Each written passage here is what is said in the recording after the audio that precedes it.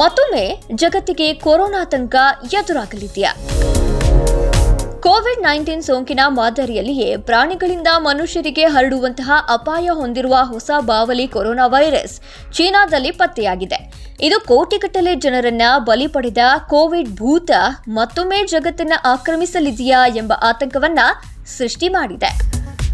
Corona ವೈರಸ್ಗಳಿಗೆ ಸಂಬಂಧಿಸಿದಂತೆ ನಿರಂತರ ಅಧ್ಯಯನ ಕೈಗೊಳ್ಳುವ ಮೂಲಕ ಬ್ಯಾಟ್ ವಿಮೆನ್ ಎಂಬ ಖ್ಯಾತಿಗೆ ಪಾತ್ರರಾಗಿರುವ ಖ್ಯಾತ ವಿಜ್ಞಾನಿ ಶಿ ಚೆಂಗ್ಲಿ ನೇತೃತ್ವದ ವೈರಾಲಜಿಸ್ಟ್ಗಳ ತಂಡವೊಂದು ಈಗ HKU5-CoV-2 ಅಂತ ಕರೆಯಲ್ಪಡುವ ಹೊಸ ವೈರಸ್ ಒಂದನ್ನು ಪತ್ತೆ ಹಚ್ಚಿದ್ದಾರೆ.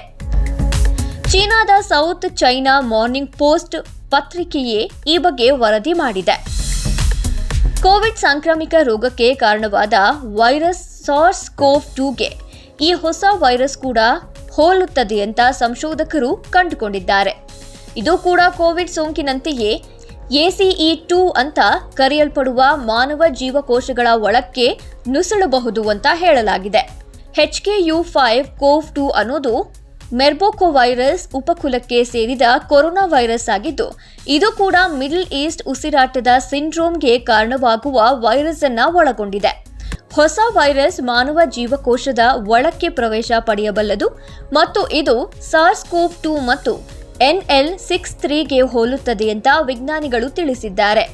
ಪ್ರಯೋಗಾಲಯದಲ್ಲಿ ವಿಜ್ಞಾನಿಗಳು ಮಾನವ ಅಂಗಗಳ ಪುಟ್ಟ ಮಾದರಿಗಳನ್ನು ಇಟ್ಟು ಈ ವೈರಸ್ ಅನ್ನು ಪರೀಕ್ಷಿಸಿದಾಗ ಆ ಮಾನವ ಜೀವಕೋಶಗಳಿಗೆ ಸೋಂಕು ತಗುಲಿಸುವಲ್ಲಿ HKU5-CoV-2 ಸಮರ್ಥವಾಗಿದೆ. ಆದಾಗ್ಯೂ ವೈರಸ್ ಮಾನವರಿಗೆ ಹರಡುವ ಸಾಮರ್ಥ್ಯ ಎಷ್ಟಿದೆ ಅನ್ನೋದನ್ನ ಇನ್ನಷ್ಟು ಪರೀಕ್ಷೆಗಳ ಮೂಲಕ ಕಂಡುಕೊಳ್ಳಬೇಕಾಗಿದೆ ಅಂತ ವಿಜ್ಞಾನಿಗಳು ಹೇಳಿದ್ದಾರೆ. ಈ ಹೊಸ ವೈರಸ್ನಿಂದ ಜಗತ್ತಿಗೆ ಮತ್ತೊಂದು ಸಾಂಕ್ರಾಮಿಕ ರೋಗದ ಭೀತಿ ಉಂಟಾಗಿದೆಯಾ ಎಂಬ ಪ್ರಶ್ನೆಗೆ ಉತ್ತರಿಸಿದ ಮಿನೆಸೋಟಾ ವಿಶ್ವವಿದ್ಯಾಲಯದ ಸಾಂಕ್ರಾಮಿಕ ರೋಗ ತಜ್ಞ ಡಾ. ಮೈಕೆಲ್ ಒಸ್ಟರ್ಹೋಮ್, ಚೀನಾದ ವಿಜ್ಞಾನಿಗಳು ನಡೆಸಿರುವ ಈ ಅಧ್ಯಯನಕ್ಕೆ ಅತಿಯಾದ ಪ್ರತಿಕ್ರಿಯೆ ನೀಡಬೇಕಾಗಿಲ್ಲ, ಮಿತಿ ಮೀರಿದ ಪ್ರತಿಕ್ರಿಯೆ ಅಗತ್ಯವಿಲ್ಲ. 2019ಕ್ಕೆ ಹೋಲಿಸಿದ್ರೆ ಈಗ ಇದೇ ರೀತಿಯ ಸಾಕಷ್ಟು ಸಾರ್ಸ್ ವೈರಸ್ಗಳಿಗೆ ಜನರು ಒಗ್ಗಿಕೊಂಡಿದ್ದು, ಇಂಥವುಗಳನ್ನು ಎದುರಿಸಲು ನಮ್ಮಲ್ಲೂ ಸಾಕಷ್ಟು ರೋಗ ನಿರೋಧಕ ಶಕ್ತಿ ಉತ್ಪತ್ತಿಯಾಗಿದೆ. ಹೀಗಾಗಿ ಹೊಸ ವೈರಸ್ ಹಬ್ಬಿದ್ರೂ ಕೂಡ ಸಾಂಕ್ರಾಮಿಕ ಅಪಾಯ ಕಡಿಮೆ ಇರುತ್ತೆ ಅಂತ ಹೇಳಿದ್ದಾರೆ.